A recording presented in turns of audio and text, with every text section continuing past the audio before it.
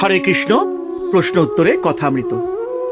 আজকের প্রশ্ন, এক ভক্ত ঠাকুর শ্রী রামকৃষ্ণ পরমহংসদেবকে জিজ্ঞেস করছেন, ঈশ্বরের স্বরূপ নিয়ে এত নানা মত কেন?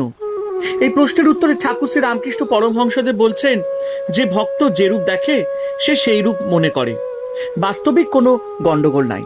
তাকে কোনো রকমে যদি একবার লাভ করতে পারা যায় তাহলে তিনি সব বুঝিয়ে দেন। সে পাড়াতেই গেলে না সব খবর পাবে কেমন করে? একটা গল্প শোনো। একজন বাহে গিয়েছিল। সে দেখলে যে গাছের উপর একটি জানোয়ার রয়েছে। সে এসে আর একজনকে বললে, দেখ, অমুক গাছে একটি সুন্দর লাল রঙের জানোয়ার দেখে এলাম। লোকটি উত্তর করলে, আমি যখন বাহে গিয়েছিলাম আমিও দেখেছি, তা সে লাল রং হতে যাবে কেন? সে যে সবুজ রং। আর একজন বললে, না না, আমি দেখেছি হলদে। এই রূপে আরো কেউ কেউ বললে, না না, জর্দা, বেগুনি, নীল ইত্যাদি। শেষে ঝগড়া। তখন তারা গাছতলায় গিয়ে দেখে একজন লোক বসে আছে। তাকে জিজ্ঞাসা করাতে সে বললে, আমি এই গাছতলায় থাকি, আমি সে জানোয়ারটিকে বেশ জানি। তোমরা যা যা বলছো সব সত্য।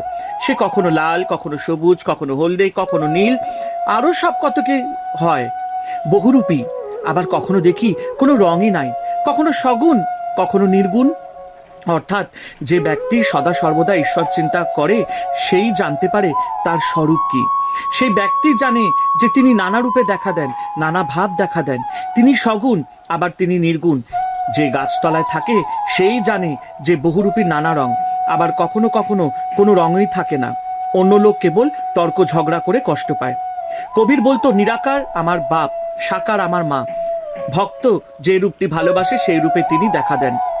তিনি যে ভক্তবৎসল, পুরাণে আছে বীর ভক্ত হনুমানের জন্য তিনি রামরূপ ধরেছিলেন। হরে কৃষ্ণ। জয় ঠাকুর শ্রী রামকৃষ্ণ পরমহংসদেবের জয়।